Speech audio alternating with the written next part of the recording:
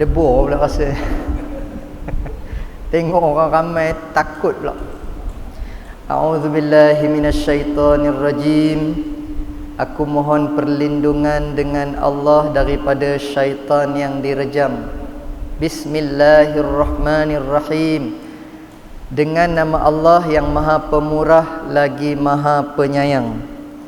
Assalamualaikum warahmatullahi wabarakatuh. Macam tak semangat ya. Macam lembek ya.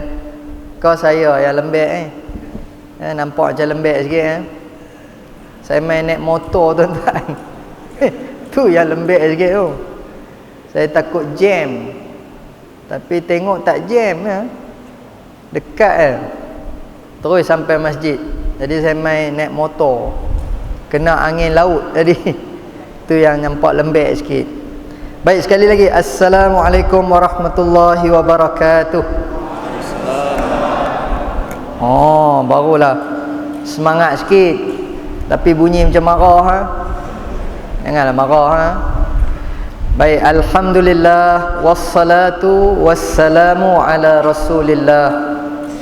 Salawat dan salam ke atas Rasulullah, yakni junjungan besar Nabi kita Muhammad sallallahu alaihi wasallam, wa ala alihi wa ashabihi wa man tabi'ahu wa nasarahu wa walah, amma ba'd. Begitu juga salawat dan salam ke atas keluarga baginda, sahabatnya dan mereka-mereka yang menyokong sampailah hari kiamat. Adapun yang demikian itu, ayyuhal mu'minun, wahai orang yang beriman. Yang ada kat dalam masjid malam ni semuanya orang beriman. Betul ke tak betul? InsyaAllah dah tentu-tentunya orang beriman. Pasal Allah sebut dalam Al-Quran, innama ya'muru masajidallah man amana billahi wal yaumil akhir. Sesungguhnya mereka-mereka yang memakmurkan, yang mengimarahkan, yang hadir ke masjid, ke rumah Allah itu adalah mereka yang beriman kepada Allah dan hari akhirat. Jadi tuan-tuan ni termasuklah, mudah-mudahan saya sendiri masuk dalam kalangan orang-orang yang beriman. Tapi nak kenal orang beriman ni tak payah tengok dalam hati. Tengok kat luar pun boleh kenal dia orang beriman. Oh, pandai kau. Slang utara.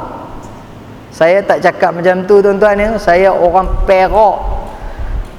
Duk Kampung Gajah. Siapa biasa pi Kampung Gajah? Dia dekat-dekat Teluk Intan, Parit, Lambor, Botek. Jadi saya punya lahjah ataupun slang, dia bukannya bahasa ataupun slang utara. Kalau belah Taiping, dia dah berat ke belah utara.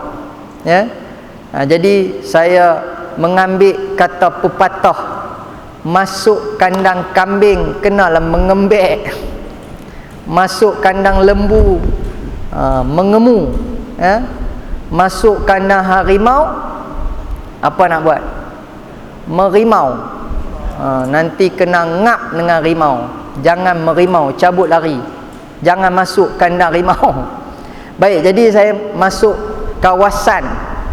Katanya kawasan ni banyak abang long kawasan.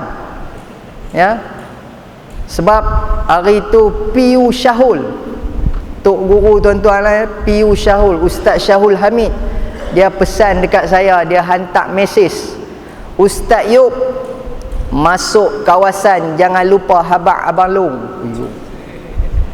Maknanya Penang ni abang long kawasannya Ustaz Syahul lah.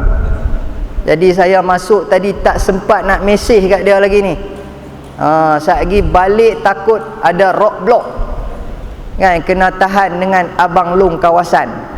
Jadi tuan-tuan tolonglah habaq dekat Ustaz Syahul, abang long kawasan.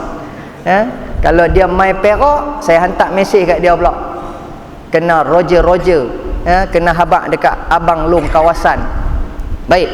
Jadi tuan-tuan dirahmati Allah sekalian, ya. Ayyuhal mu'minun, wahai orang yang beriman, nak tengok orang beriman ni tak payah tengok hati. Nabi kata tengok pada wajah pun kenal. Tengok pada wajah, tengok pada muka pun boleh kenal dia orang beriman. Maka sebab itu bila saya tengok wajah tuan-tuan dan puan-puan, ayah, ibu, saudara-saudari, adik, abang, kakak semua ni kan, kenal wajah orang beriman. Apa dia petanda wajah orang beriman? Nabi kata wajahnya berseri-seri, bercahaya. Ni saya tengok wajah tuan-tuan ni silau biji mata, bercahaya. Walaupun saya tengok tak ada yang handsome pun, banyak hak gelap. Saja menyakal, jangan marah tuan-tuan ni. Orang Penang banyak hak gelap-gelap. Ni geng mamak apa ni? Baik. Sebenarnya kulit hitam ke, kulit gelap ke, kan, tak handsome ke, bukan menjadi ukuran di sisi Allah Subhanahu wa taala, tetapi ukurannya ialah inna akramakum indallahi atqakum. Yang paling mulia di kalangan hangpa. Betul ke saya sebut slang dia, betul tak? Yang paling mulia di kalangan koma, orang Perak terjemah hampa tu koma. Yang paling mulia di kalangan koma ialah yang paling bertakwa, sekalipun wajahnya hitam. Cuba tuan-tuan tengok sahabat Nabi, ya. Bila sebut sahabat Nabi hak hitam ni, memang terus ingat dalam kepala siapa? Bilal bin Rabah. Padahal banyak lagi sahabat lain yang hitam kok, tapi yang famous sekali Bilal. Dalam asal sahabat kata Bilal ni wajahnya, kulit dia hitam legam. Dia tak kata hitam, hitam legam, maknanya hitam sungguh. Ada pula yang tambah lagi kata hitam legam metalik. Dah lah hitam berkilat pula. Selalunya orang hak hitam ni kita tengok dalam gelap ya tak nampak, tapi ni hak siang pun tak nampak, ya, dalam cerah pun tak nampak. Pasal berkilat, metalik, tengok silau biji mata, kan. Tengah-tengah hari tu tengok Bilal umpamanya lah, silau, tak nampak juga. Memang hitam sungguh yang kata Bilal. Tapi sehitam-hitam Bilal, dah lah kulit hitam, dikatakan bibirnya tebal, ya, sini sebut apa? Bibiak. Orang Perak kata bibio, bibio. Orang Perak dia punya slang tu bebenar, bibio. Dia macam itulah, ya. Ni orang Penang ni dia mulut dia luas sikit kan. Berapa? Loklah. Mulut luas tau. Saya belajar ni daripada siapa tau? Ustaz Husam. Dia dah main sini dah kan? Ada main sini dah? Oh tak main lagi. Anak mufti Kedah, Ustaz Husam. Dia kata apa? Ustaz, yuk, kami orang utara ni, bahasa kami bahasa antarabangsa, kan? Bahasa Perak apa? Dia kutuk bahasa Perak. Dia kata bahasa Kedah, Penang, Perlis, bahasa utara, bahasa antarabangsa. Saya kata apa yang hebat sangat bahasa antarabangsa? Ya, pertama sekali kami kalau nak bercakap mulut besar, berapa? Lah. Mulut besar. Apa yang hebat mulut besar? Orang Perak cakap buat apa? Nak ke mana? Mulut kecil, ya kan? Hak yang nombor dua ni, hak ini yang paling hebat sekali. Dia kata apa? Bahasa utara ni bila bercakap tu bertajwid. Saya kata bahasa utara bercakap bertajwid. Apa bertajwid? Kan? Bahasa utara ni kalau bercakap tu dia bertajwid, ada tajwid. Oh, bukan kata Al-Quran sahaja bertajwid, bahasa utara ni pun bertajwid. Ni nak buat contoh Ustaz Yub, no? Saya sebut satu perkataan ni bukan lok-lak, nak tunjuk contoh. Apa dia Ustaz? Cuba Ustaz Yub sebut pungkok. Saya kata apa Ustaz ni duk sebut pungkok pula? Dah nak tunjuk contoh, bukan nak loklak. Pasal apa ustaz kata sebut pungkok bertajwid? Cuba ustaz yuk sebut pung wajibul gunnah. Wajib dengung dua harkat, tak lebih 2 rakaat. Dia kata lepas tu qalqalah dia kata. Saya pun tak tahulah betul ke tak betul. Kadang-kadang ustaz pun loklak. Baik, kat mana tadi saya pun dah terlupa tuan-tuan. Tengok wajah orang beriman, Nabi kata kenal. Pasal apa? Wajahnya berseri-seri. Oh, tu akak-akak, ibu-ibu yang ada tu semua cantik-cantik, lawa-lawa. Tambah pula seri pada wajah. Malam ni main masjid ada make up tak? Ada make up ke tak? Tak ada make up kan? Oh, orang lelaki lagi lah tak ada make up. Kami ni tak ada make up pun laku. Orang perempuan mereka kena berbudak sikit, kalau tak laku. Jadi orang perempuan yang beriman wajahnya berseri-seri, tak payah makan kuh putih pun dah nampak putih. Kan? Ni mereka kata nak bagi nampak putih kena makan kuh putih. Jadi bila makan produk kuh putih, kan, lepas tu tangan dia gatal. Kuh putih barulah putih. Kan? Lepas tu main pula seorang lagi, dia kata muka je putih, tangan hitam pula. Maknanya makan produk kuh putih tak cukup, pasal muka je putih, lagi tangan pula hitam. Jadi kena makan pula produk telajak laris, baru dia boleh muka putih dengan tangan sekali putih. Tapi tuan-tuan ya, harap muka putih, tangan putih, kalau hati hitam nak buat apa? Kita kena cari produk yang boleh memutihkan hati. Pernah tak pergi kedai minta produk yang boleh bagi putih hati? Kalau toke kedai tu kata ada, dia pun bagi kat kita produk bagi putih hati. Tuan-tuan jangan beli. Kan? Kalau beli balik makan, satgi bukan kata hati putih, mati terus. Kan? Jadi jangan beli. Produk nak bagi putih hati ni satgi kita nak cerita. Baik, jadi tuan-tuan dirahmati Allah sekalian, wajah orang beriman berseri-seri. Pasal apa boleh berseri? Nabi kata min atharis sujud, kesan daripada sujud. Orang yang solat, orang yang sembahyang, wajahnya berseri-seri. Dan ada riwayat lain menyebut min atharil wudu, kesan daripada air sembahyang. Orang Pening kata ayak kan, ayak sembahyang. Orang Perak kata ayo. Cuba tuan-tuan sebut ayo. Saya nak dengar dia punya makhraj. Ayo. Cuba sebut ayo. Buruk benar bunyi. Saya tengok sebut ayak, okey. Ayo. Kalau boleh sebut ayo, dia boleh sebut tagline saya. Nyongeng juga. Moh kita beramai. Tadi Tok Imam dia punya tajwid dia memang tak betul. Makhraj dia gagal. Masa solat tadi baca Quran okey tajwid dia, tapi sebut onyeng juga. Dia punya makhraj dia salah. Dosa tu mam. Kena belajar. Baik. Jadi disebabkan air ataupun ayat sembahyang boleh menyebabkan wajah jadi berseri-seri. Maka sebab itu tuan-tuan ya, tak mesti nak solat sahaja kita berwuduk. Malah Nabi kita Muhammad sallallahu alaihi wasallam menjadi amalan baginda dikatakan sentiasa basah dengan wuduk. Maknanya setiap masa, sepanjang masa berwuduk. Batal ambil wuduk semula. Itu yang paling baik ya. Baik, jadi tuan-tuan dirahmati Allah sekalian, ittaqullah. Ni baru mukadimah ni, belum start lagi ni tau. Tajuk tak masuk lagi. Biasanya masa kami belajar dalam pencetuk umah, murabbi kata, mukadimah tu hang bagi panjang sikit. Nanti sekejap lagi tajuk dapat setengah jam jadi ya. Jadi itu namanya teknik menghabiskan masa.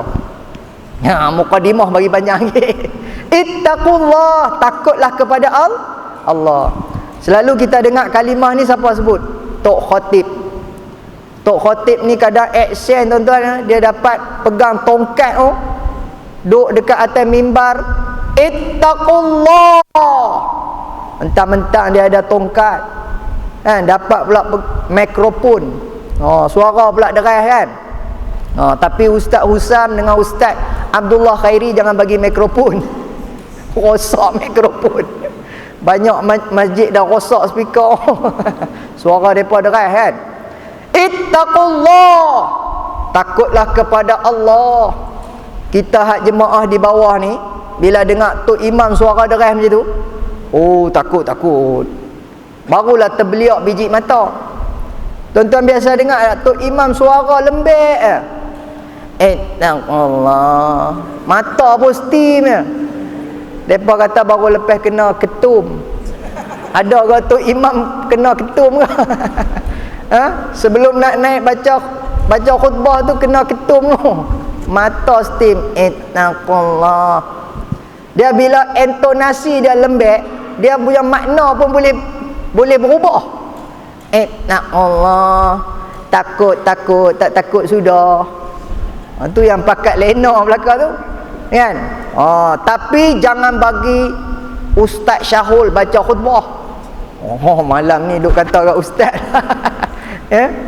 Depa kata dia pegang tongkat tu kan, dapat mikrofon baca khutbah 1.5 jam. Orang duk tengok jam. Apa duk tengok jam? Orang nak bagi agama berkira dengan Allah Taala. Terkejut beruk. Depa kata Ustaz Syahul dekat Pening dah terkenal. Apalah Ustaz Yub ceramah cerai. Tengok Ustaz Syahul ceramah dia kau. Jom pi mengaji, tak mengaji hampa cerai. Dia punya ceramah tu, depa katalah ceramah dia pancung 3 suku mauknya. Tak bagi cannya. Ni panggil Ustaz Yub cerai, sebab tu kami panggil dah leh-leh. Hak hotel semua kami dah panggil. Kami panggil hak cerai kemudian. Baik, jadi tuan-tuan saja menyakat ni tuan-tuan. Tolong sampai kat Ustaz Syahul. Baik, kat mana tadi lupa lagi lah.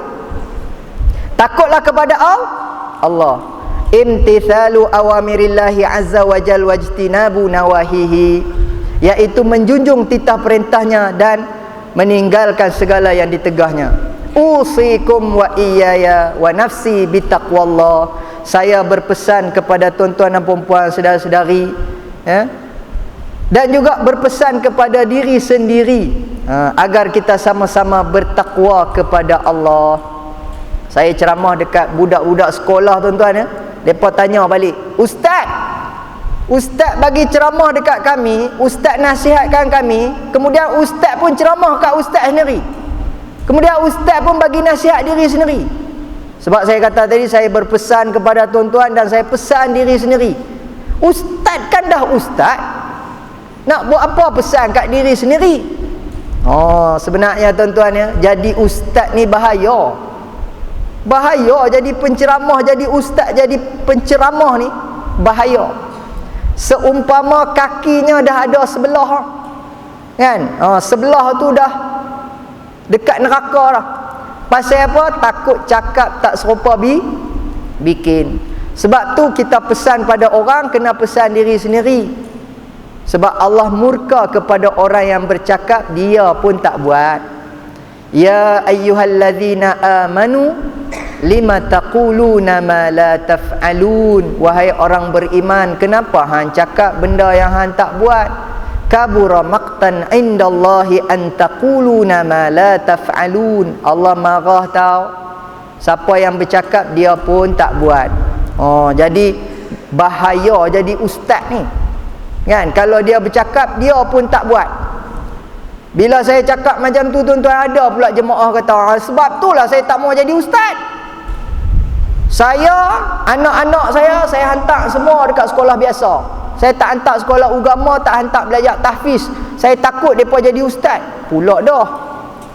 Pasal apa? Sebab jadi ustaz ni bahaya. Kaki sebelah duduk dalam neraka. Kan? Saya hantar anak saya semua sekolah biasa. Jadi jahil pun tak apa, tak mengaji pun tak apa. Pula ada pula yang faham kot tu. Baik, sebenarnya apa dia? Jadi ustaz, jadi orang yang berilmu, ya, dia ada amanah dengan ilmunya. Bila dia bercakap, dia pun kena amalkan sama. Kalau tidak, cakapnya jadi kosong. Maka sebab itu Nabi Muhammad sallallahu alaihi wasallam, kenapa dakwah baginda berkesan? Sebab baginda bukan hanya bercakap, tetapi baginda juga melakukannya. Baginda juga buat benda yang dicakapkannya. Baik. Sama-sama bertakwa kepada Allah, faqad fazal muttaqun, bahawa sesungguhnya berjayalah orang yang takut kepada Allah, berjaya di dunia dan berjaya di akhirat. Baik, habis mukadimah tuan-tuan ya. Baru nak start ni. Terima kasih kepada tuan imam kita ya. Yang saya pun tak sangka ada juga orang kepiah tajam macam saya kan. Tapi nampak gaya dia tumpul sikit, saya lagi tajam. Ya. Baik, terima kasih kepada tuan imam kita yang saya pun tak sempat nak tanya nama tuan imam kita ya. Tapi yang pastinya tuan imam kita handsome sikit daripada saya. Ya. Jadi tuan imam jangan perasan sangat handsome sikit ya. Saya handsome banyak. Saya lagi kuat kuasaan ya. Seterusnya kepada pengerusi dan ahli jawatan kuasa masjid, seterusnya kepada pimpinan masyarakat ya, tok ketua, tok pengulu, tok imam, tok bilal, tok siak, tok apa lagi ya, tok batin. Sini ada tok batin tak? Kadang saya ceramah dia berkata, ustaz sini sebut sekali tok batin pun ada kan. Sini ada tok batin tak? Sebab nampak gaya macam ramai orang asli ni, takkan tak ada orang tok batin. Tok apa lagi ya, tok bomo, tok apa, tok mudim, semualah, semua atuk-atuk yang ada ya, opa-opa, pakcik-pakcik, makcik-makcik, kakak-kakak, abang-abang. Mudah-mudahan yang hadir pada malam ini dirahmati, diberkati dan diampuni Allah Subhanahu wa taala. Baik, nombor 1. Hak ni ustaz mana pun mesti dah sebut. Apa dah, syukur pada Allah. Malam ni kita terpilih menjadi tetamu Allah, duduk di dalam rumah Allah. Baik, nombor 2. Bersyukur pada Allah kerana kita sehat malam ni. Adakah siapa-siapa yang main masjid malam ni dia sakit? Ada tak?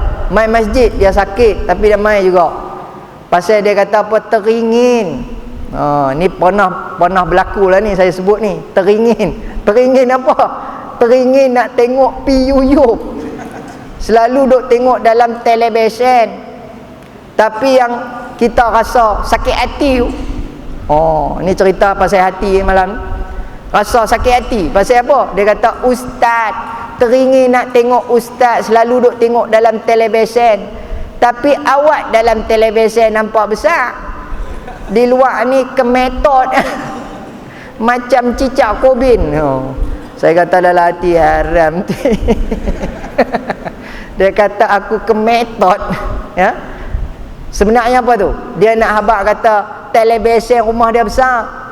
Televisyen 80 inci, nampaklah kita besar macam tengok skrin tu.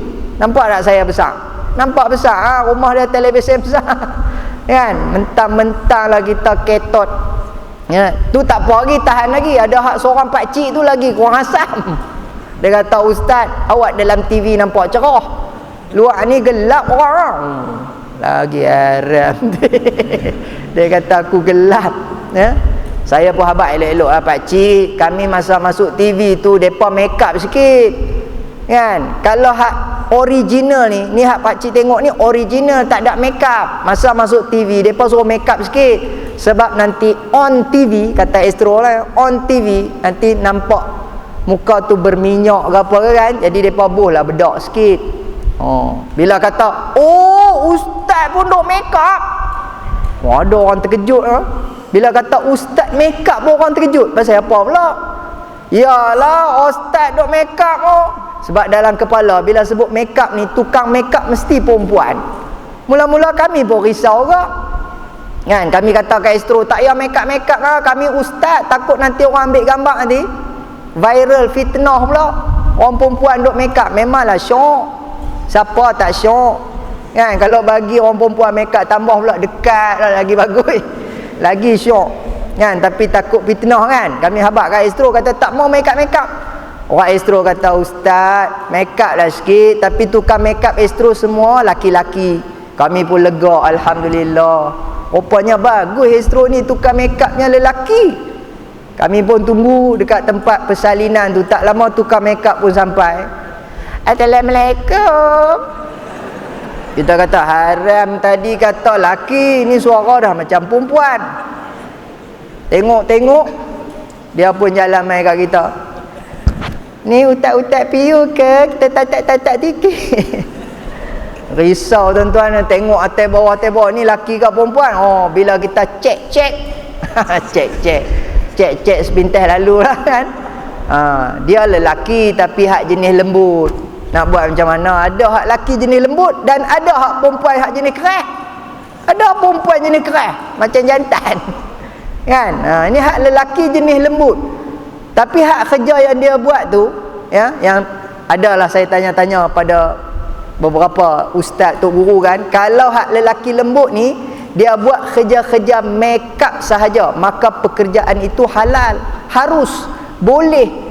Kan dia buat kerja make up. Kan? Itu kepakaran dia. Tapi kalau dia buat kerja make up plus ada pula part time. Part time benda lain. Hak tu yang masalah. Kalau dia memang kerja dia tukang make up, harus pekerjaannya halal. Kan? Tapi kalau ada part time, make up benda lain pula, hak tu yang haram.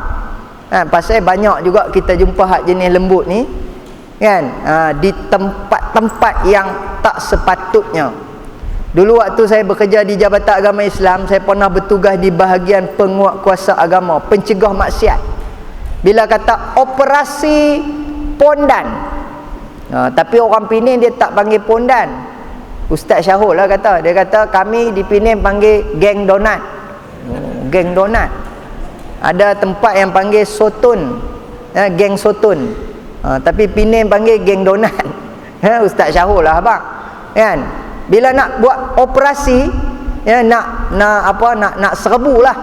Dia punya pusat-pusat kegiatan pondan. Dia dalam enakmen jenayah syariah, dia tak sebut pondan. Dia kata lelaki berpakaian wanita ataupun lelaki berperwatakan wanita. Section berapa saya lupa dah. Itu pun bukannya kesalahan tangkap. Kalau tak silap saya lah, kesalahan saman. Pasal denda maksimum RM1,000. Denda dia RM1,000, kesalahan saman. Cuma kita pergi serbu tu, pegang sat. Bukan tangkap pun, istilah dia pegang, ambil maklumat. Tapi tuan-tuan ya, dalam kepala kita, oh nak tangkap pondan senang ya. Rupa-rupanya susah. Depa tu nampak duk lembut-lembut tu, masa time apa ni, masa time depa buat kerja maksiat tu. Tapi bila time depa tu, depa lari mengalahkan jantan. Kan? Bila kita kata pencegah maksiat, jangan bergerak. Tapi tuan-tuan, rupa-rupanya banyak kita belajar psikologi. Apa dia? Bila kita pencegah maksiat, jangan bergerak, lagi kuat dia bergerak. Lari kata. Tapi kan bila kita kata pencegah maksiat, lari, depa tak lari, freeze. Kita tanya apa siapa hang tak lari? Taklah selalu kalau polis ke kan pencegah maksiat mai depa kata jangan bergerak, tapi hak ni kata suruh lari. Tu yang kami tak lari tu. Terkejut. Lari. Oh, psikologi. Macam kita dengan anak kita lah juga. Jangan main. Mak kata jangan main, nanti rosak, nanti habis berterabuk. Anak kita lari juga sana sini, lompat apa. Sekali kita naik angin, lari. Hampa nak jadi apa pun lari, lompat. Biar patah riuk pada muka. Anak kita tak jadi main, tengok. Tapi mereka kata psikologi ni tak boleh buat pada suami. Katalah isteri, ya, dapat tahu suami nak kahwin seorang lagi. Suami kata abang nak kahwin seorang lagi ni, abang nak buka cawangan. Isteri kata abang janganlah bang, janganlah, tolonglah, kesianlah ya, janganlah. Tak, abang nak kan? Oh, psikologi. Abang kalau abang nak kahwin, kahwinlah bang. Rupanya lagi suruh lagi laju dia kahwin. Jadi orang lelaki ni apa dia punya psikologi ustaz nak bagi dia tak jadi? Tak ada psikologi. Orang lelaki ni bagi dia kahwin. Pasal masa dalam Akademi Pencetus Ummah, kami ada menuntut ilmu. Namanya ilmu bermadu. Tahu daripada siapa? Daripada Ustaz Syahul. Ilmu bermadu. Masa dalam tu dia nak tunjuk terror, dia nak ajak macam-macam ilmu kat kami. Kami kata, Ustaz, ilmu apa semua ni kami tak mau, Ustaz. Kami nak ilmu satu kat Ustaz. Ilmu bermadu. Ya, ilmu lain kami boleh tuntut kat tok guru lain. Ni kami nak tuntut satu kat Ustaz. Tiba-tiba Rahmat hak muda gitu dia menyampuk. Dia kata, Ustaz, amboi janggut punya lebat. Janggut lebat Ustaz. Dia main janggut Ustaz Syahul. Ustaz kata, Rahmat, hang seorang yang pernah pegang janggut aku, Mat. Orang Pulau Pinang tak pernah sentuh pun janggut. Hang seorang pegang janggut aku, Mat. Mat, ni nak habaq kat hang, Mat. Hang ni muda-muda lagi tapi rugi, Mat.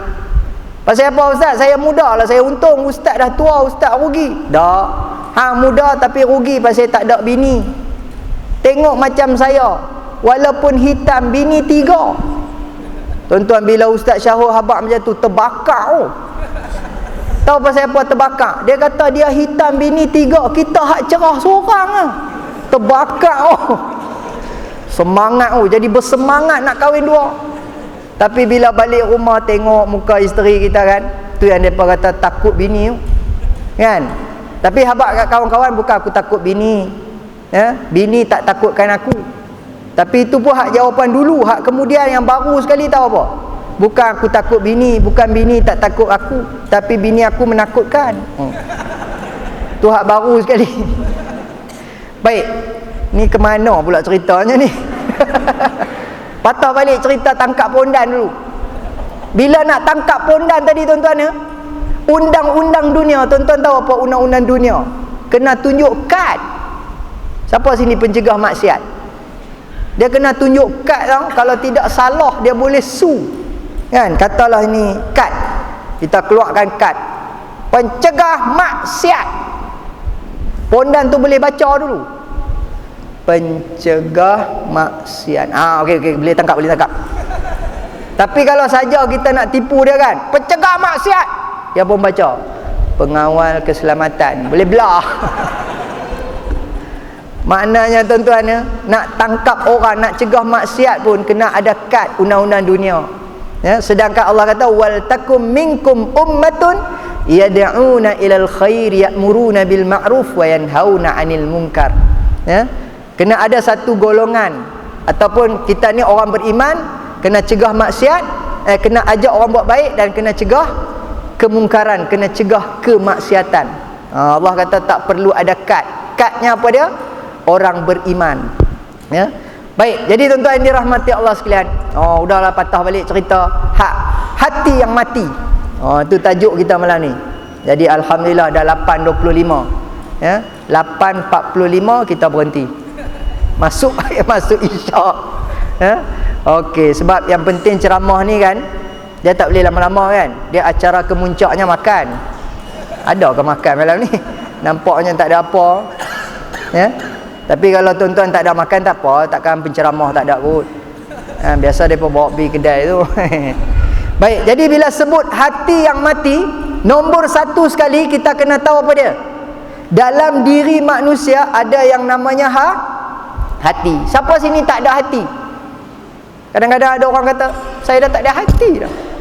Saya tak ada hati dah. Terutama orang perempuan. Orang perempuan kalau dia marah, saya dah tak ada hati dengan dia. Dia pun lari, masuk bilik, lompat atas katil, cebum kan. Dia gigit bantal, buang ke kabu kan. Tak hati dah. Hati dah tak ada. Kalau hati tak ada, apa jadi? Mati. Tapi bak kata tu imam kita tadi saya pun baru dapat lah malam ni kan, yang saya bayangkan hati yang mati. Mati hati yang tak boleh nak diuruskan jenazahnya. Rupanya ada satu lagi yang kita pun terlupa agak, mati pucuk.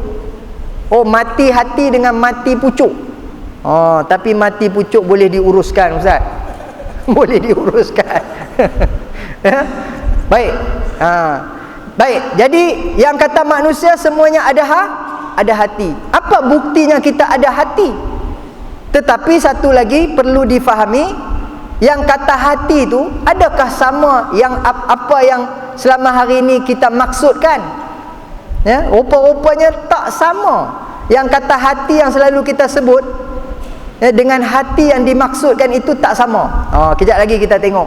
Baik, nombor satu, semua orang ada hati. Buktinya Nabi sebut, inna fil jasadi mudghah, sesungguhnya dalam jasad ataupun tubuh badan kita ada seketul daging. Inna fil jasadi mudghah, dalam tubuh badan itu ada seketul daging. Idza salahat salahal jasadu kullu, sekiranya ketulan daging itu baik, maka baiklah keseluruhannya. Jadi suspend ni. Masa Nabi sebut hadis tu suspend tu. Nabi kata dalam tubuh kita ada seketul daging, kalau dia baik, baik ke semuanya. Apa ni? Nabi sambung lagi, idza fasadat, sekiranya ketulan daging itu rosak, buruk, fasadal jasadu kulluh, maka keseluruhan anggota badan itu pun akan jadi rosak dan buruk juga. Jeng lagi suspend. Apa Nabi nak habaq ni? Alah, Nabi tidak berahsia, Nabi habaq. Nabi habaq. Kadang-kadang ada hadis yang Nabi bunyinya macam teka-teki. Tuan-tuan biasa dengar tak hadis ni? Kalau kita belajar hadis kan, ada bunyi macam teka-teki, kan? Ada bunyi macam suspend, kan? Pernah dengar tak hadis bunyi macam teka-teki? Nabi tanya sahabat, siapakah orang yang paling kuat? Kalaulah Nabi tanya soalan tu pada kita, kita nak jawab apa tuan-tuan? Hak yang paling kuat sekali, ustaz saya peminat wrestling. Hak yang paling kuat sekali saya tahu siapa. Tapi saya pun tahu hak lama punya tuan-tuan ya. Yang baru punya saya tak tahu. Kita katalah Ultimate Warrior. Hulk Hogan. Triple H ni hak lama punya. Hak baru punya tak tahu. Katalah hak tu paling kuat, pasal apa? Mereka selalu menang, dapat tali pinggang kan? Mereka boleh mengalahkan, menewaskan orang yang ramai. Ataupun kita sebutlah satu orang nama Tok Guru Silat.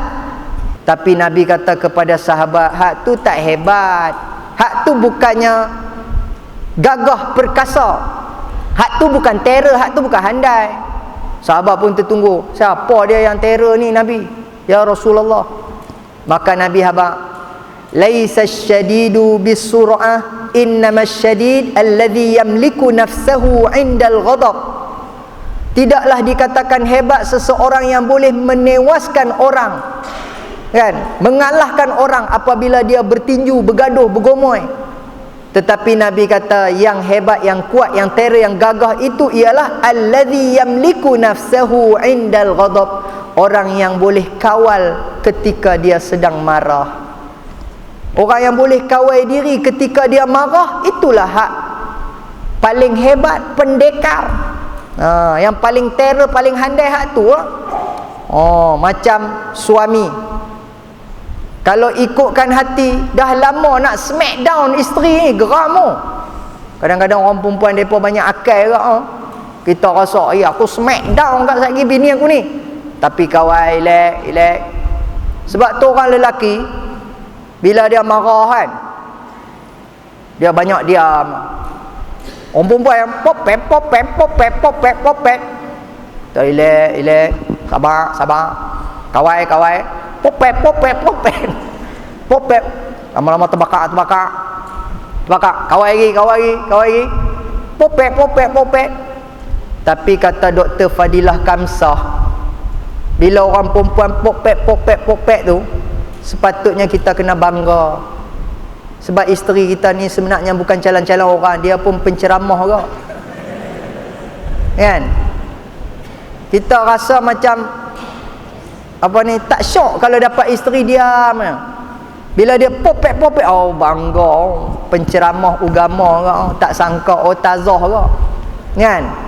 Kalau dia pagi-pagi dah bersyarah, hak tu namanya kuliah subuh. Dah start kuliah subuh, popet rasa terbakar. Kawai, kuliah subuh dah start. Tak apa, kita buat live streaming. Kan?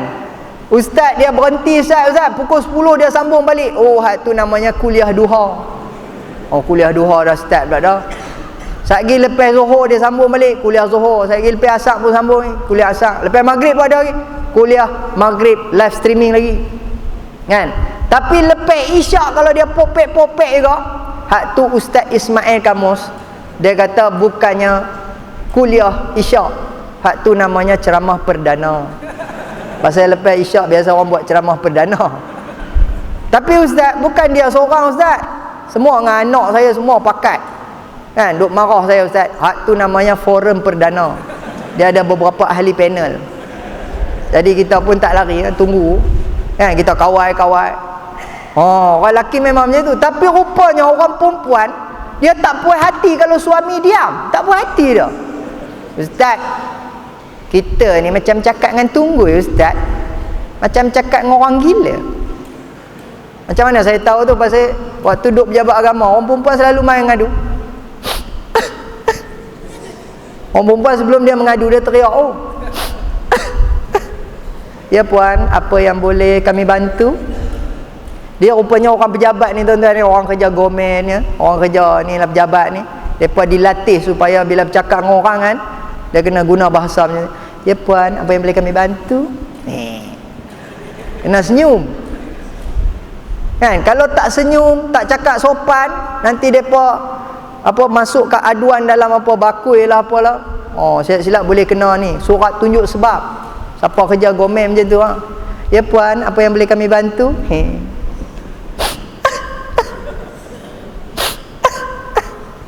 Ya puan, apa yang boleh kami bantu? 3 kali tanya. Ya puan, apa yang boleh kami bantu? Lepas tu baru dia cerita, dah setengah jam teriak. Sebenarnya Ustaz, saya mai sini nak teriak lah. Saya minta diri dulu nak balik Ustaz. Ada, pasal apa kau mai pejabat pula nak teriak? Sebenarnya Ustaz, kalau saya teriak kat rumah, tak ada siapa tunggu. Teriak kat pejabat ada ke Ustaz mau tunggu? Terima kasih Ustaz. Rupanya orang perempuan ni, dia kalau teriak, dia nak kita tunggu, suami kena ada. Kan, supaya pujuk dia. Tapi bila dia tengok suami gedegang, pergi keluar minum kopi kan, tak guna punya laki. Aku teriak tak nak pujuk pun. Rupa dia nak kita pujuk.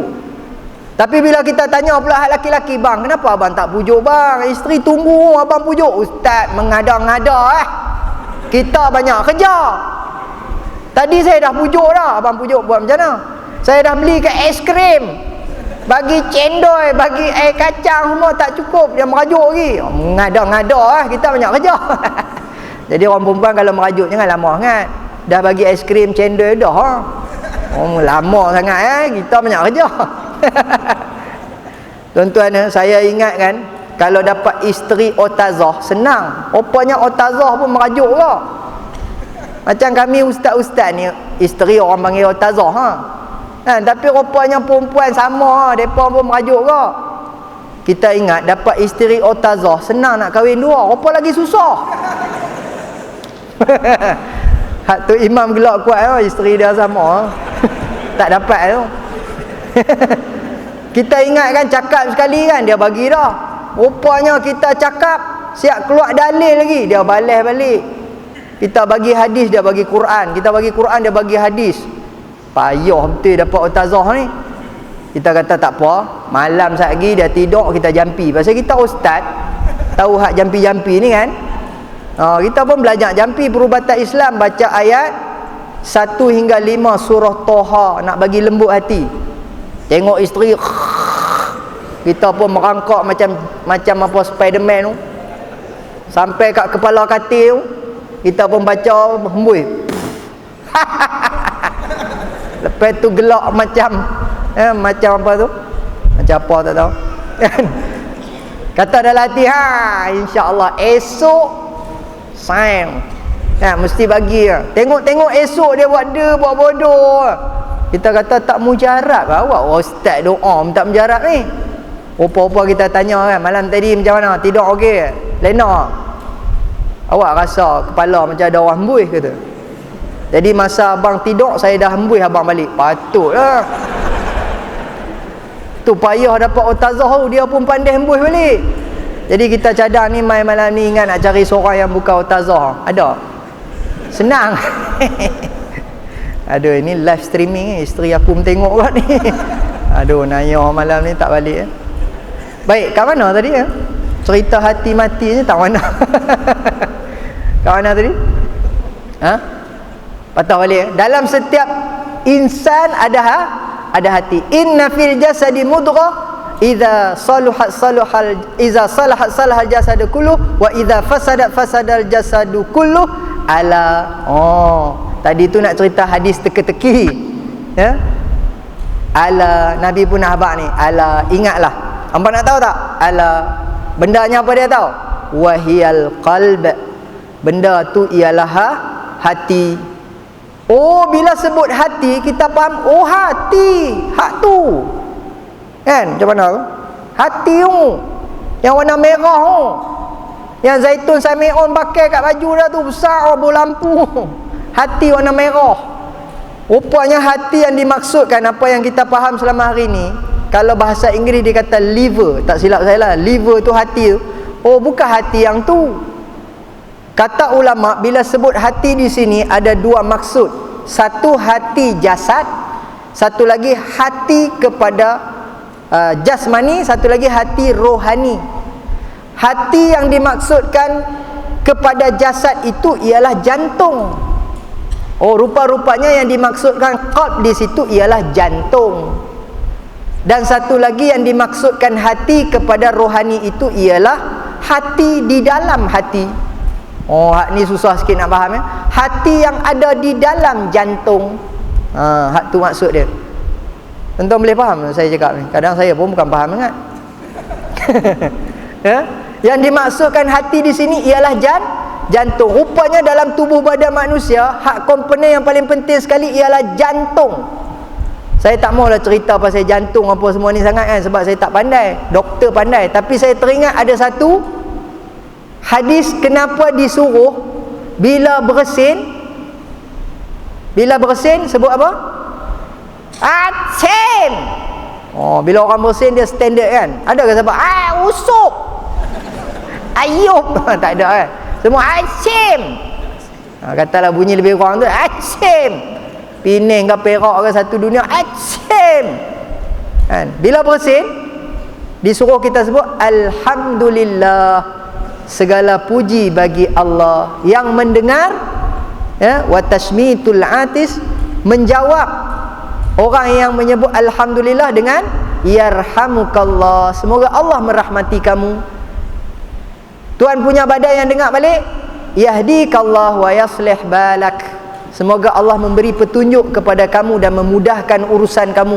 Oh, saling doa mendoa ni apa kena mengena ni, bersin sampai kena sebut alhamdulillah. Kata ulama, kenapa acim sebut alhamdulillah? Sebab pada ketika kita bersin, jantung berhenti seketika. Acim. Oh, rupanya jantung berhenti sekejap. Lepas tu lega rasa. Maknanya jantung sambung berdenyut semula. Maka sebab itu alhamdulillah, terima kasih Allah sambung denyut balik. Katalah acim.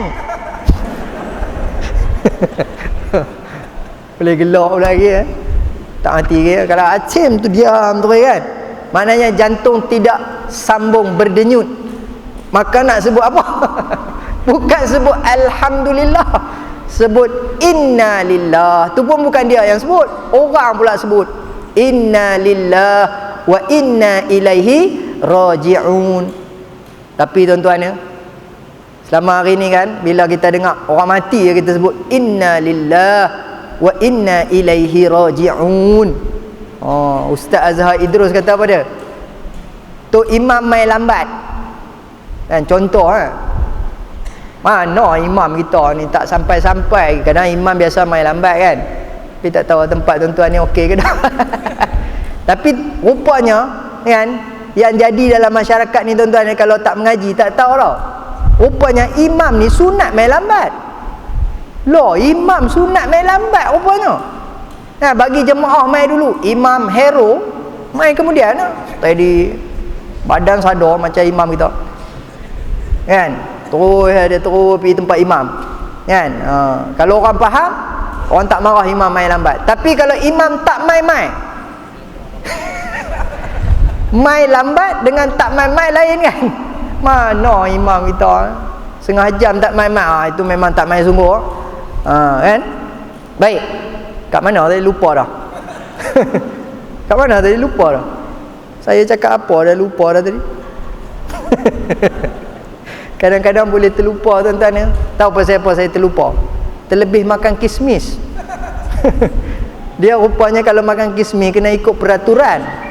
Siapa makan kismis lebih 21 biji, dia boleh hilang ingatan. Kata mereka lah, terlebih makan, dia terlebih cerdik. Tapi makan pula kismis sekali dengan semut sekali, lagi hilang ingatan terus. Baik, jadi tuan-tuan yang dirahmati Allah sekalian, cerita apa Tok Imam? Lupa, memang lupa sungguh. Ha? Oh, innalillah. Tok Imam kita main lambat. Lepas tu Tok Imam kata apa dia? Sakit gigi. Oh, sakit gigi, main lambat sakit gigi, duk buh ubat. Buh ubat tadi sakit gigi. Kan? Jemaah pun semua kata inna lillahi wa inna ilaihi raji'un. Woi! Hampa ni aku baru sakit gigi, hampa doakan aku mati. Oh, mentah-mentah. Rupanya baru tahu. Hampa tak suka aku. Hampa suka aku mati. Oh, tu Tok Imam bodoh nama dia. Kan? Sebenarnya apa dia?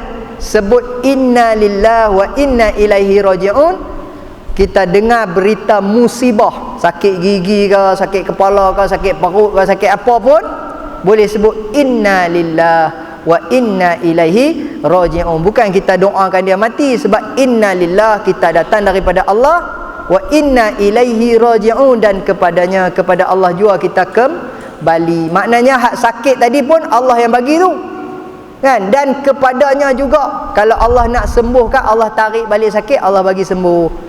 Tuan-tuan pernah dengar cerita Nabi Musa?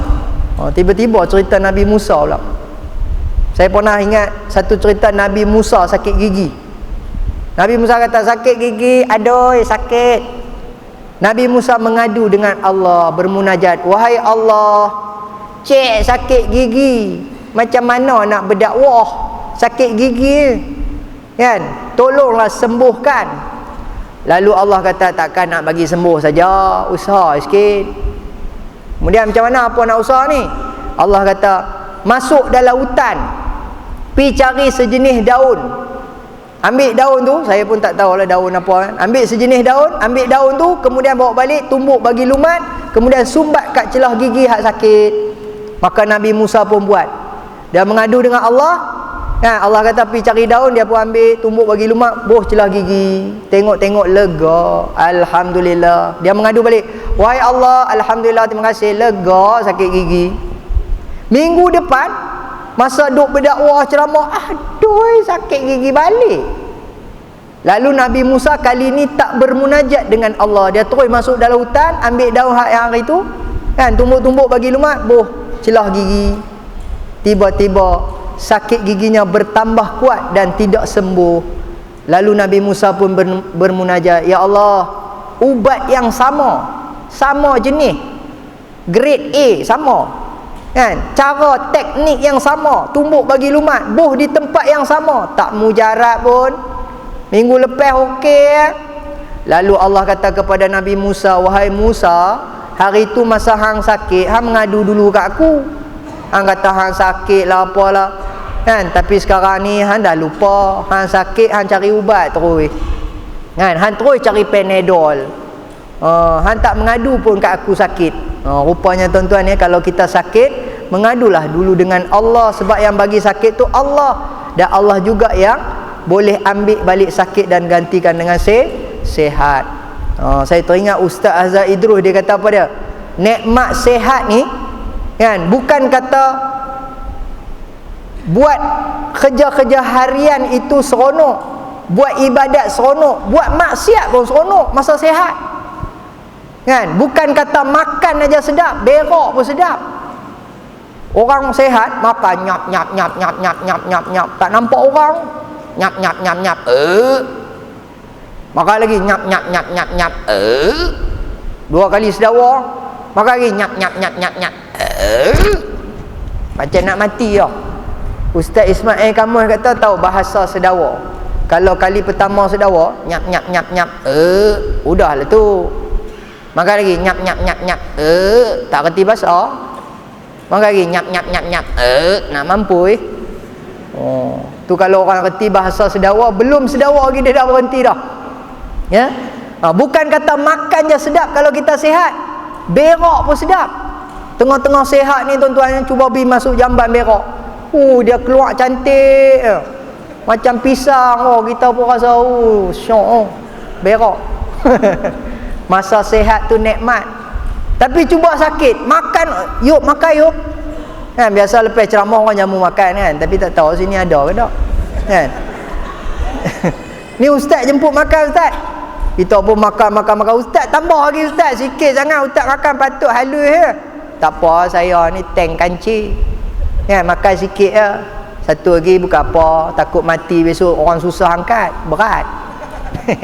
Tapi mati ni tuan-tuan ya, nak tahu berat ke tak berat orang angkat bukan pasal berat makan, dia berat amalan. Hidup ni ketot kecil tapi bukan main berat. Hak tu bukan berat amalan, tu berat dosa. Kan? Tengok cerita tanah kubur tu. Tiba-tiba cerita tanah kubur pula masuk. Kan? Depa urus satu jenazah, hak musim yang baru ni, dia cerita hak mayat semua hak elok.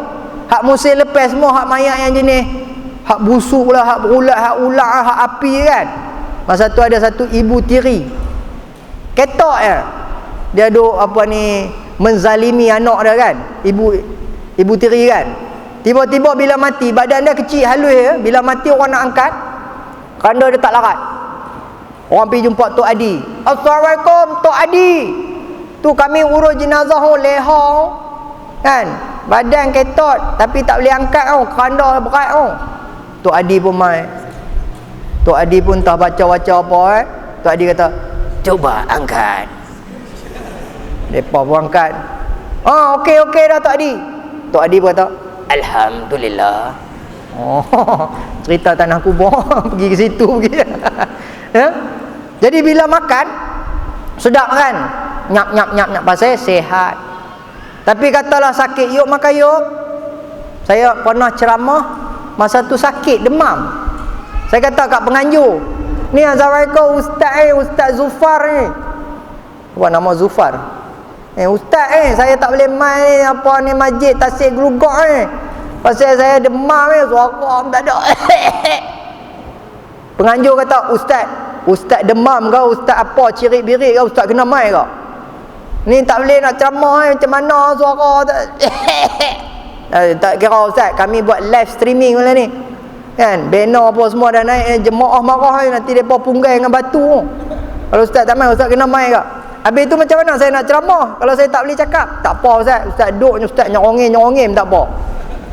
Suruh saya nyerongeng kita pun mai tapi masa dapat mikrofon okey pula. Kan dia rupanya macam tu.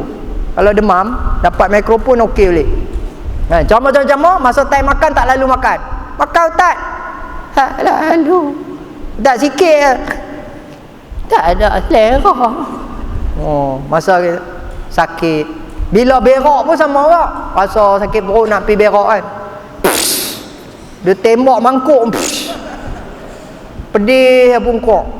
Kan masa kita sakit. Maka sebab itu betapa besarnya nikmat sehat. Baik, patah balik cerita hati. Cerita hati dah masuk-masuk. Baik, dalam diri manusia ada hati. Okey, kata ulama Ibnu Qayyim Al-Jauzi. Dalam bukunya, dalam kitabnya dia kata apa dia? Hati terbahagi kepada 3. Cuba cek. Boleh cek hati kita ni hak jenis yang mana? Hak nombor 1 dia kata hati yang hidup. Cuba rasa. Hidup gerak-gerak hidup. Berdenyut-denyut. Itu bukan hati yang hidup. Kan? Nombor 2 kata ulama hati yang sakit. Hati yang hidup. Hati yang sakit. Hak nombor 3 hati yang mati. kita ni masuk kategori yang mana? Kata ulama, orang beriman hatinya hidup. Orang kafir hatinya mati. Orang munafik ataupun orang-orang yang ada sifat-sifat munafik hatinya sakit. Dalam Al-Quran tak payah cari surah yang jauh-jauh, ya, antaranya surah Al-Baqarah hak mula sekali kan. Innal ladzina kafaru sawa'un 'alaihim a'anzartahum am lam tunzirhum la yu'minun. Khatamallahu 'ala qulubihim wa 'ala sam'ihim wa 'ala absarihim ghishawah wa lahum 'adzabun 'azim. Hak tu yang pertama, hati yang mati ataupun hati yang telah dipateri. Siapa dia? Innal ladzina kafaru, orang-orang kafir. Sawa'un 'alaihim, sama sahaja ke atas mereka. A'anzartahum am lam tunzirhum la yu'minun, sama ada diberi peringatan ataupun tidak, mereka tidak beriman. Khatamallahu 'ala qulubihim, hati mereka telah pun dipateri, hati mereka sudah mati, ya. Khatamallahu 'ala qulubihim wa 'ala sam'ihim. Oh, bukan hati dah mati. Bila ada hati mati, sebab hati tu raja, kan, telinga pun kena pateri juga. Sam'ihim wa 'ala absarihim, mata pun kena pateri juga. Ghishawah wa lahum 'adzabun 'azim, bagi mereka azab seksa yang sangat pedih. Baik, jadi tuan-tuan yang dirahmati Allah sekalian, yang kata orang kafir ni, kadang-kadang kita orang beriman ni pun tuan-tuan ya, ada perasaan. Dia kata, ustaz, tengok orang kafir ustaz, tak payah gaduh nak solat pun ustaz, kan. Tengok hilang, rumah besar, kereta besar, bini besar, motor besar, semua besar ustaz. Kita ni duk tunggang-tunggik, rumah pun kecil, kereta kecil, bini pun kecil, semua kecil ustaz. Kan, tengok orang kafir hilang, walaupun hati mereka dah kena pateri ke, dah mati ke apa, tak apa, hilang. Ada juga kadang-kadang timbul di kalangan orang-orang Islam, dia rasa macam tu pula. Kata ulama, kenapa orang kafir itu macam tu?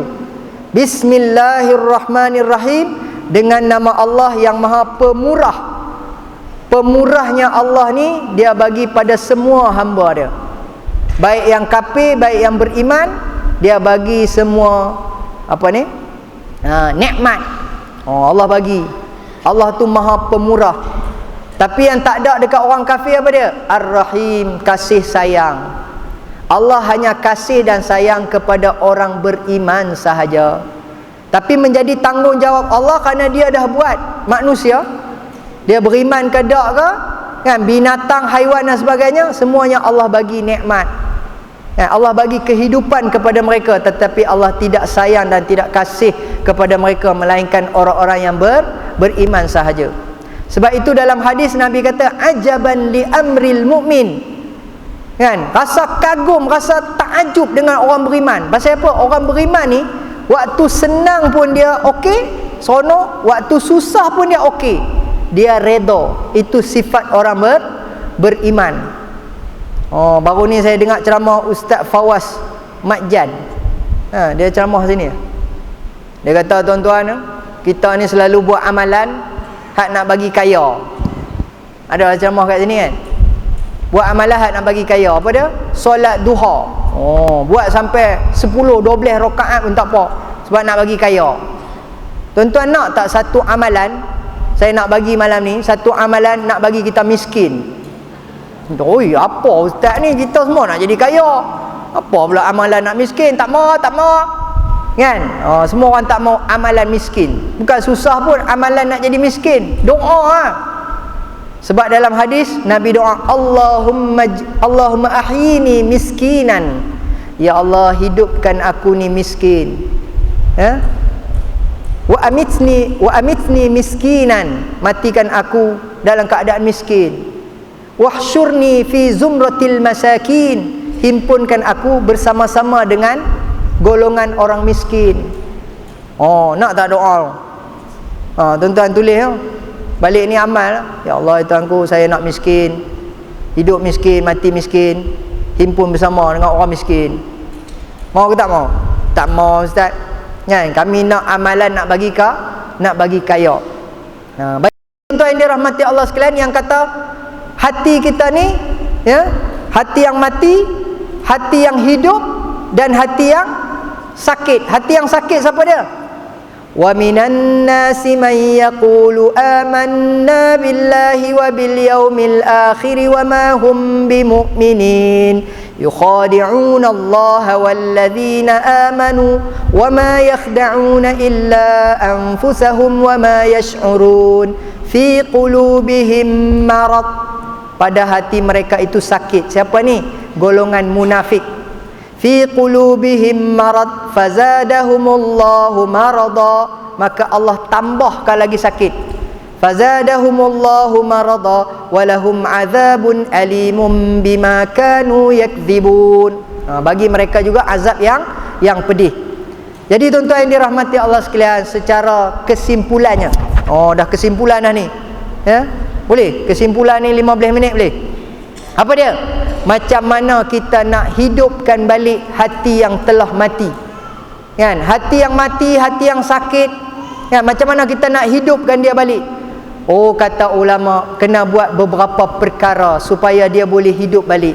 Sebab tadi hati tu dah mati, tapi kita tak tahu pula, ya, macam mana dia boleh mati. Kata ulama, hati tu jadi mati antaranya sebab menjauhkan diri daripada majlis ilmu, tidak mahu mendengar nasihat dan teguran agama, kan? Yang kedua, melakukan maksiat, hati boleh menjadi mati, ya, mati sebelum tuan dia mati. Hati boleh mati sebelum tuan dia mati, dia mati dulu. Buat maksiat, mata tengok, macam-macam tengok. Tapi tuan-tuan, ya, bolehkah kita pejam mata? Keluar rumah pejam mata, tak payah tengok? Mana boleh, kena tengok. Ya, Ustaz Ismail kamu kata kalau nampak tu rezeki. Rezeki jangan ditolak, tak tengok membazir pula. Katalah kita ni kan, hak laki-laki tengok perempuan pakai seksi. Bukan orang Islam lah, katalah orang bukan Islam, amoy. Hak orang Islam Pening ni semua tutup aurat bagusnya, kan, pakai telekung lah. Kan, tapi ini katalah amoy pakai skirt.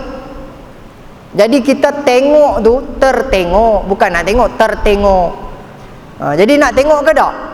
Kena tengok pasal tertengok. Nama pun tertengok. Maksud tertengok tu apa dia? Ya, hak kali-kali tu nampak, tertengok. Tapi Nabi kata apa dia? Pandangan pertama lak.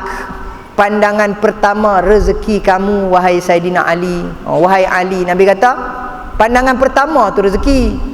Jangan ikuti pandangan kedua, jangan ikuti pandangan yang seterusnya, itu pandangan iblis. Maknanya hak tengok yang pertama tu tengok, kemudian kali ataupun pejam mata, istighfar, astaghfirullahalazim. Sepatutnya buat macam tu lah. Tapi ada orang dia tengok lama, kan? Tengok lama. Pak Haji, Mak Haji ada sebelah, Mak Haji cubit, adoi, awak cubit aku, yalah Abang Haji tengok lama sangat, tak berkedip biji mata terbeliak, tengok amoy pakai skirt. Kan, kita tengok tu bukan apa, kita heran tak ada parut. Apa tak ada parut tu, kan? Depa ni tak pernah main, tak pernah jatuh, apa parut tak ada. Tu yang kagum tengok lama, kan? Tapi Pak Haji ni jawab balik, dia kata, ni Mak Haji, itulah Mak Haji tak main masjid mengaji. Ustaz duk kata kalau tengok tu tak apa, kan? Tertengok tu tak apa. Pandangan pertama rezeki. Rezeki jangan ditolak, tak tengok membazir pula, kan? Pak Haji rupanya main mengaji tapi lena. Dia dengar hak mula. Ustaz kata memanglah tengok, kan? Tapi hak pertama, pandangan pertama. Lepas tu tak boleh tengok dah. Walaupun tengok tak berkedip mata, kan? Tak boleh. Satu lagi, ini kalau katalah nak buat gila, tuan-tuan, ya. Kalau nak buat gila, hak pakai seksi tu, kita tengok pergi dekat-dekat tu.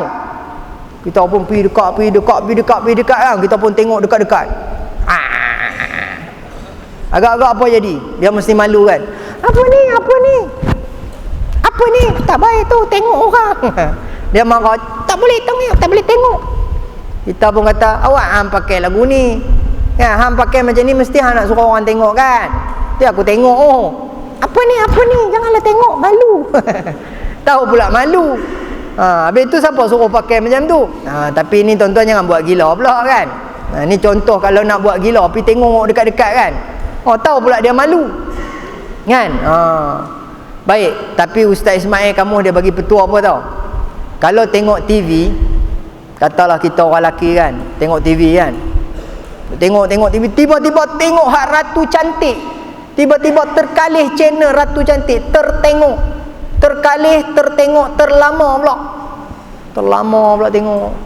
Mak Haji keluar, amboi, bukan main lagi tengok Ratu Cantik. Kan? Kita pun dandan gelabah. Bukan nak tengok, terkalih channel ni. Macam mana remote ni tak tahu lagu mana ni. Padahal memang saja tengok. Kata Ustaz Ismail kamu jangan bergelabah.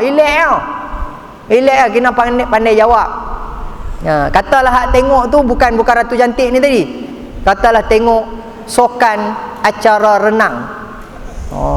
Acara renang. Kan? Hak perempuan pula tu. Biasanya tuan-tuan ni kalau sokan, sebab itu dalam agenda Yahudi kan dia kata ada 5S kan. Salah satunya 5S. Sport, sukan. Padahal sukan ni sebenarnya sunnah. Nabi kata bersukanlah. Memanah ke, berkuda ke, apa-apalah. Banyaklah sukan-sukan kan. Tapi agenda Yahudi dia masukkan unsur-unsur sukan dari sudut berpakaian.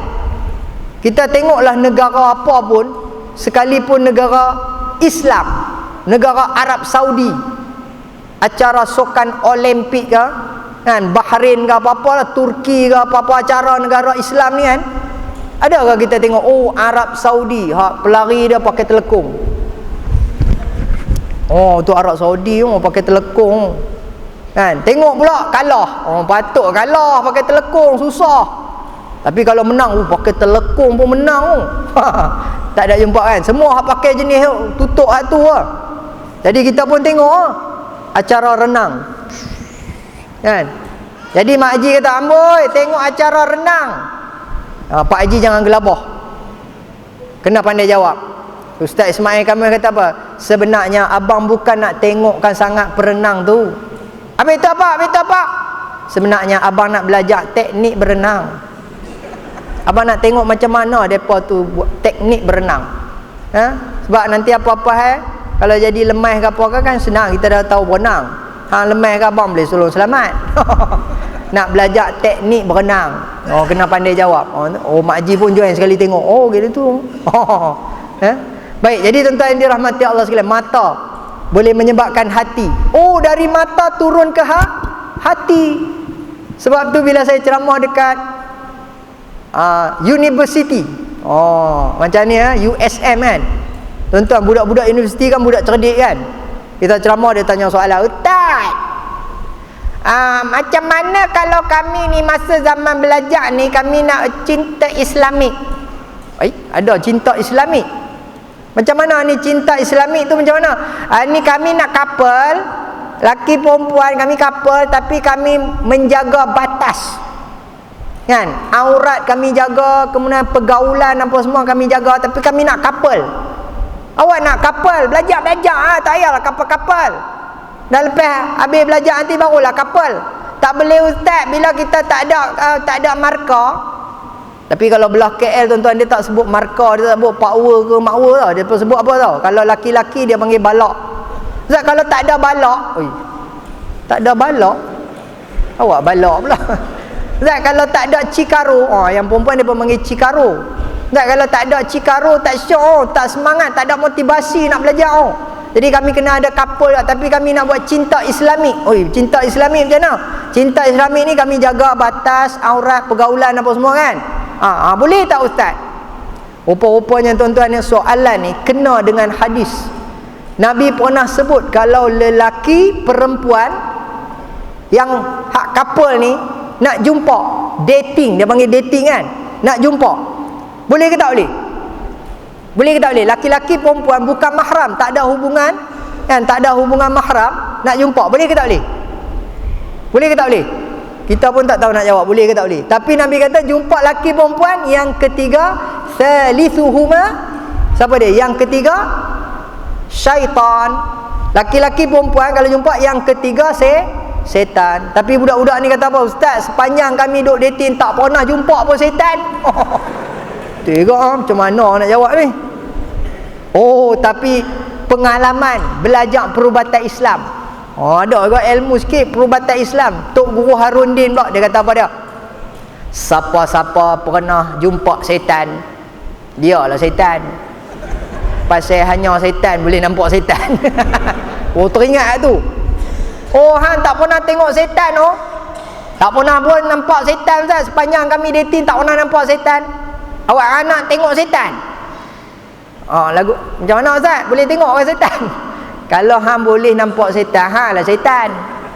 Pasal hanya setan yang boleh nampak setan. Allah tak bagi kita nampak setan. Nabi kata yang ketiga tu setan. Maksudnya setan tu kita tak nampak. Kan? Hang jangan teringin nak tengok setan. Sebab hang pun setan. Hang tu dah setan lah. Tak. Hang tu bukan setan. Tak boleh sebut gitu tuan-tuan. Hang bukan setan. Hang tu menyetan. Jumpa lagi perempuan dating tu, hang tu dah menyetan. Sebab apa saya sebut gitu tuan-tuan ya? Baru ni saya berforum dengan seorang ustaz. Dia macam akademik lah sikit kan. Saya tak berapa akademik. Dia kata apa dia? Dalam masyarakat kita kadang-kadang ibu bapa marahkan anak, duk kata kat anak setan. Hang ni setan. Isteri kata kat suami setan. Setan. Suami kata kat isteri setan. Banyak orang suka kata dekat orang setan. Tak baik kata kat orang setan. Dia bukan setan. Dia orang cuma perangai macam setan. Tapi tu nak kata apa? Abang ni menyetan. Anak ni, ya Allah, anak-anak saya ni ustaz perangai macam setan. Semua menyetan. Menyetan tak apa. Jangan abang kata anak setan. Pasal apa dia? Dia bukan setan. Dia perangai ada sikit macam setan. Kan? Sama juga budak-budak sekolah rendah. Kan? Selalu duk sebut tu. Ada cikgu-cikgu lah, bila saya ceramah sekolah rendah dia suruh pasal ustaz, tolong sebut sikit. Sebut apa cikgu? Ni budak-budak lah ni tu depa suka sebut tu menatang tu. Menatang apa cikgu? Tu menatang haram tu ustaz. Gaduh ke sebut tu haram tu. Menatang apa cikgu? Saya tak tahu siput ke? Kan? Kucing ke? Ayam ke apa? Dah menatang tu lah. Tak tahu ustaz. Yalah menatang apa cikgu sebut? Itulah babi. Cikgu sebut babi. Saja nak menyakat cikgu. Habis tu apa cikgu? Depa suka sebut ustaz bila gaduh tu, orang babi, orang babi. Saya pun cakap dekat adik-adik kalau gaduh jangan kata kat kawan babi tau. Tak baik tau. Jangan kata dekat kawan babi, kawan kita bukan babi. Habis tu kalau adik-adik nampak babi barulah kata kat babi ya. Adik-adik balik sekolah kayu basikal tersempak dengan babi. Babi melintas. Break emergency. Babi punya babi. Hak tu tak apa pasal dia memang babi. Babi bila kita kata dia babi, dia tak marah pasal dia memang babi. Kecuali babi yang Islamik babi yang beriman dia akan tak baik kata kita babi. Babi yang beriman. Ada ke babi beriman? Kata kat babi tak apa. Satu lagi, cikgu ni kata ustaz satu lagi pesan, depa ni kalau main bola ke apa suka duk sebut babi. Main bola pun sebut babi. Betul ya ustaz? Betul ya, bila kita tengok orang main bola gelecek-gelecek sepak gol, babi betul. Dia yang tak reti main kaki bangku dia salahkan babi. Hang yang bodoh tak reti main, hang salahkan babi. Buat apa? Babi tak bersalah dalam hal ni. Itu menunjukkan hati dah mati. Baik, kat mana tadi? Cerita ni tadi dating. Cerita dating. Laki-laki perempuan kalau nak dating boleh tak? Saya kata boleh.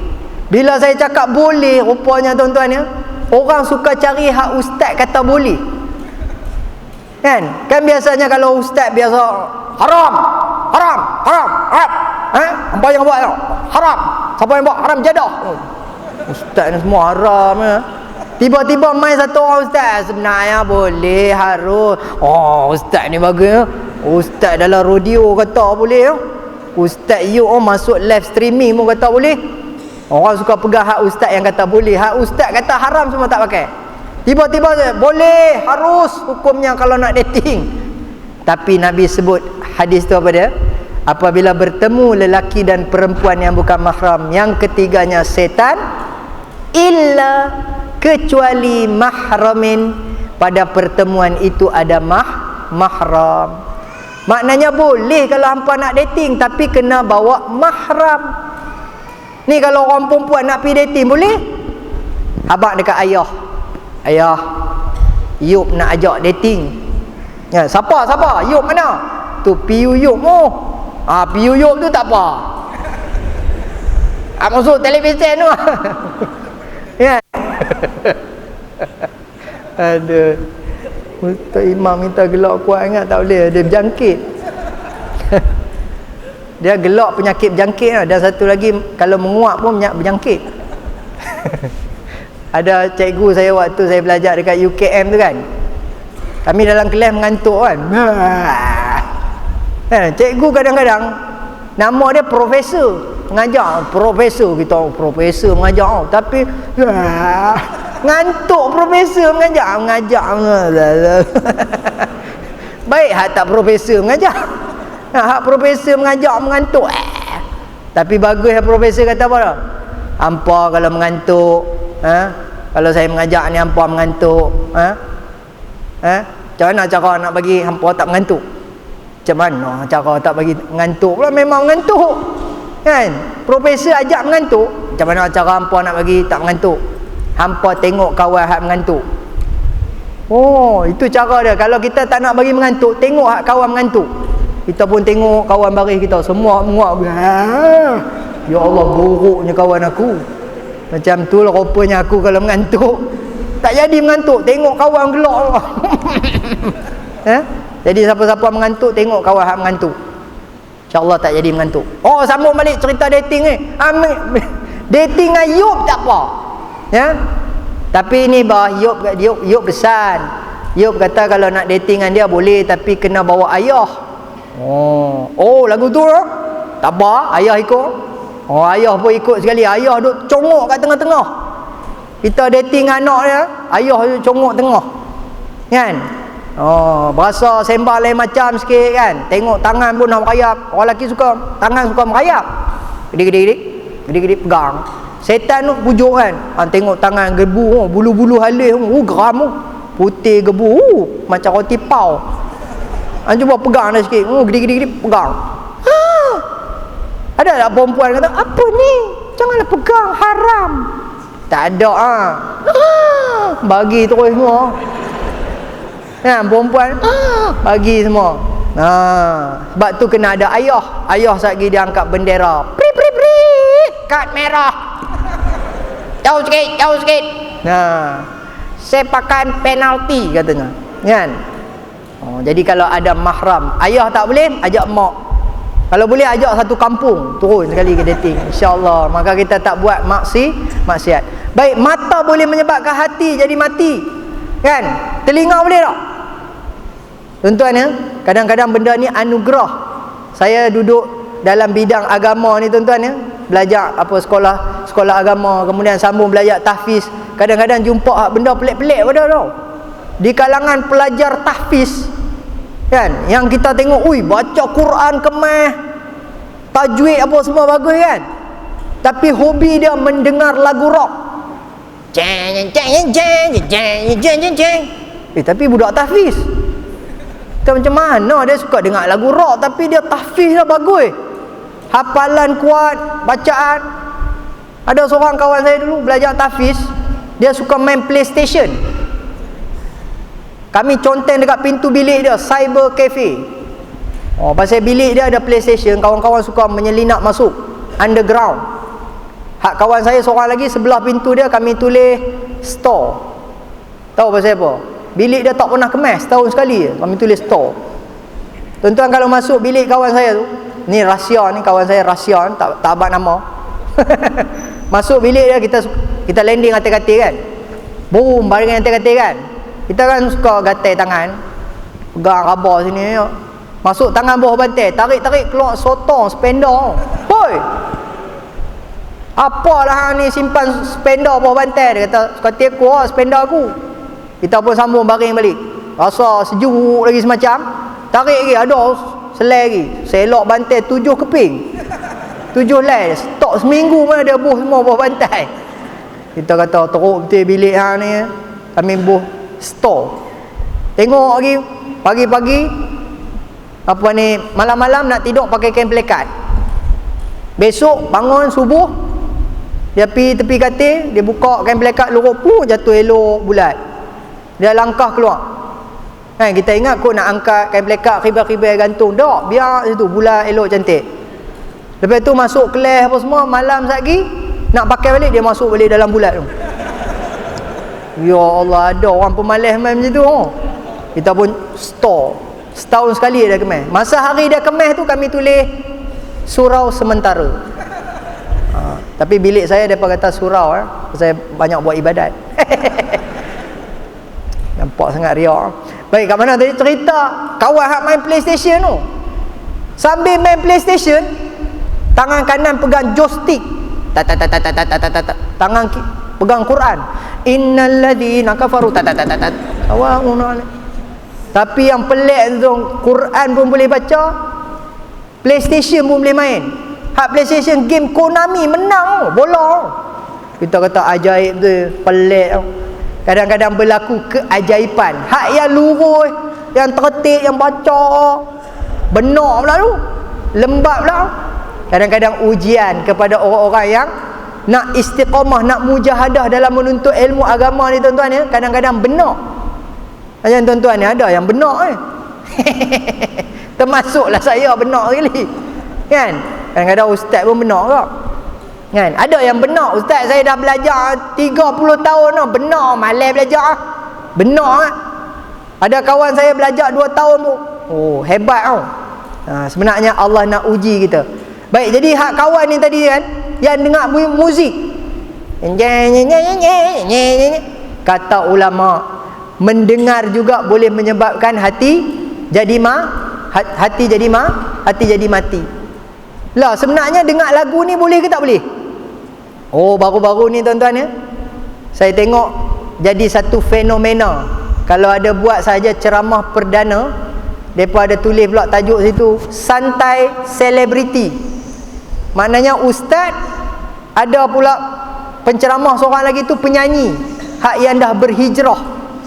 Oh, nama dia siapa? Iwan Syahman. Contohnya Iwan pun bercakap sikit, tuan-tuan, saya dulu masa zaman jahiliah saya nyanyi lagu dangdut, memori daun pisang. Oh, tu masa zaman jahiliah saya nyanyi lagu dangdut, saya golek-golek pungkok. Tapi sekarang ni pun berhijrah, tapi saya still menyanyi, saya masih lagi menjadi penyanyi.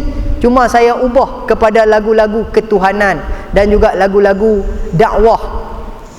Lihatlah gunung yang tinggi, subhanallah, itu Allah yang punya.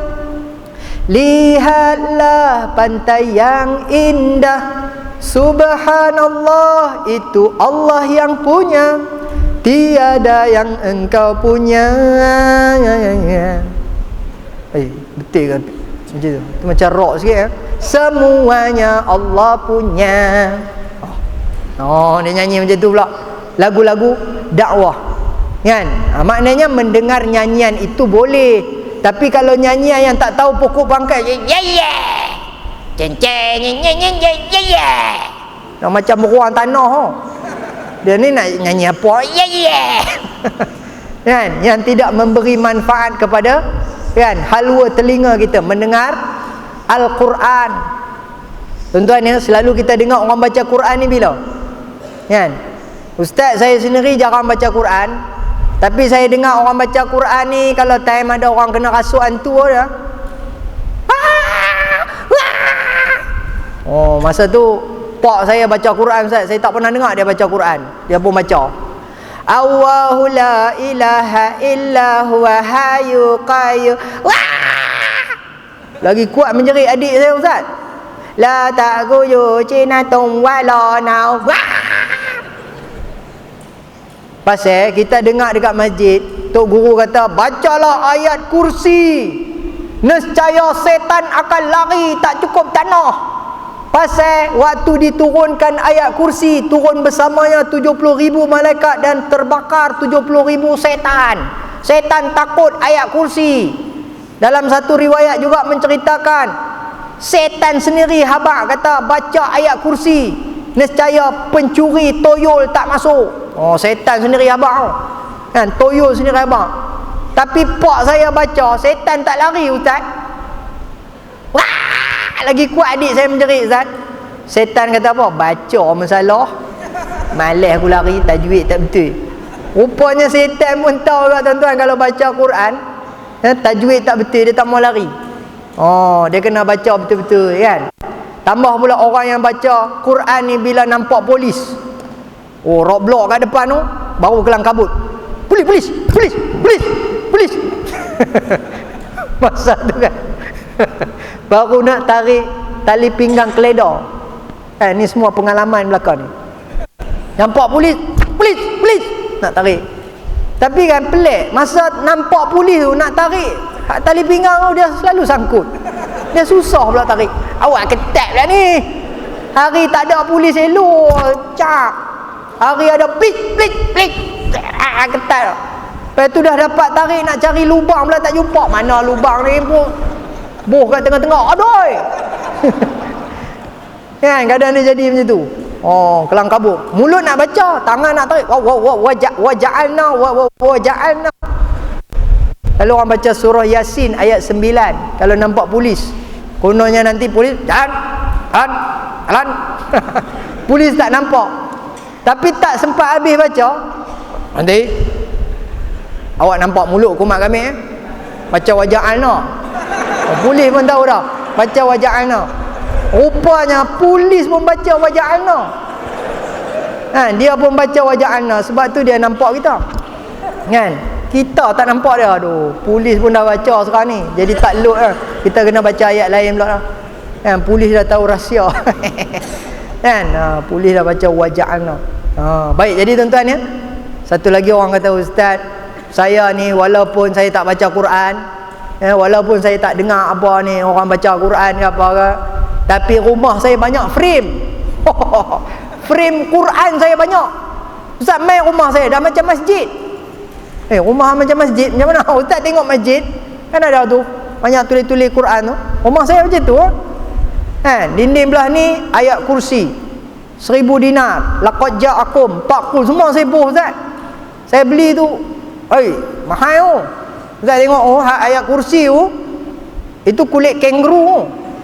Itu beli kat Australia ustaz. Dia punya frame tu tengok orang lain macam kan, mahal tu. Hak ni hak ni beli dekat Pakistan ni kulit biawak tu. Kulit biawak. Maknanya apa dia? Frame tu dijadikan perhiasan semata-mata. Agak-agak setan bila masuk rumah, takut banyak frame. Setan tak takut langsung kalau ada banyak frame. Yang setan takut ialah apabila Nabi kata apa dia? Nawwiru buyutakum bitilawatil Quran wa iqamatis salah. Cahayakan rumah kamu dengan bacaan Al-Quran dan mendirikan sembahyang. Baru setan takut. Kalau tuan rumah tak baca Quran, hanya buh gantung frame saja, maka setan tak takut. Baik, jadi tuan-tuan dirahmati Allah sekalian. 9.25. Siapa lajak banyak sangat ni? Ya. Jadi kalau lajak banyak kena bayar lebih. Siapa suruh lajak, orang tak suruh. Baik, jadi tuan-tuan ya, 5 minit ni. Tuan-tuan dapat ke apa hati yang apa ni? Hati yang mati ke apa? Macam tak ada kena-mengena. Baik, jadi sebenarnya apa dia? Kita nak dapatkan hati yang hidup. Ni penutup dia. Nak dapatkan hati yang hidup macam mana? Ya? Dengan kita menghampirkan diri dengan majlis ilmu. Kan Nabi kata, kalau sekali tak dengar nasihat, orang tegur kita, orang bagi nasihat, ataupun tidak pernah mendengar kuliah-kuliah pengajaran agama, maka satu bintik hitam akan lekat pada hati. Kalau 2 kali, 2. 3 kali, 3 bintik. 4 kali, 4 bintik. Lama kelamaan penuh dengan bintik-bintik hitam pada hati kita. Kan, bila dah penuh dengan bintik hitam, maka hati akan menjadi mati. Habis tu boleh tak kita ubah? Ustaz, hati saya dah hitam dah ni, hati saya dah mati, saya nak hidupkan dia balik. Boleh. Mailah datang ke majlis-majlis ilmu, dengarlah nasihat, mintalah nasihat. Tuan-tuan ya, bukan kata dengar nasihat saja. Ustaz, saya macam mana nak dengar nasihat Ustaz? Tak ada orang nak nasihatkan saya. Sebenarnya kita boleh minta nasihat. Kalau orang tak mau nasihatkan kita, pergi minta nasihat. Sebab saya terbaca dalam hadis, Nabi kata 6 hak Muslim sesama Muslim ialah memberi nasihat ketika diminta memberi nasihat. Maknanya ada orang yang waktu-waktunya dia minta kita nasihatkan dia. Kan seorang sahabat Nabi pernah datang jumpa Nabi, "Ya Rasulullah, ausini, tolong nasihatkan saya, tolong wasiatkan saya." Ya. Kemudian Nabi kata apa dia? Kamu nak nasihat ya? Boleh. Yang pertama sekali, la taghdab, jangan marah. Itu nasihatnya. Agak-agak pasal apa Nabi sebut dekat sahabat ni jangan marah? Sebab sahabat ni memang ada perangai baran, suka panas baran, suka mengamuk. Orang perempuan kan, tadi saya cerita orang perempuan suka mengadu kan. Sambung balik cerita tadi. Tadi hak perempuan tadi dia balik kan, tapi hak ni dia cerita, Ustaz, suami saya baran. Ya? Awak dia baran? Tak tahulah Ustaz, semenjak dia mengamalkan senaman harimau, dia pun dah menjadi rimau. Ustaz tengok ni, orang perempuan kalau dia mengadu tu habis semua dia tunjuk.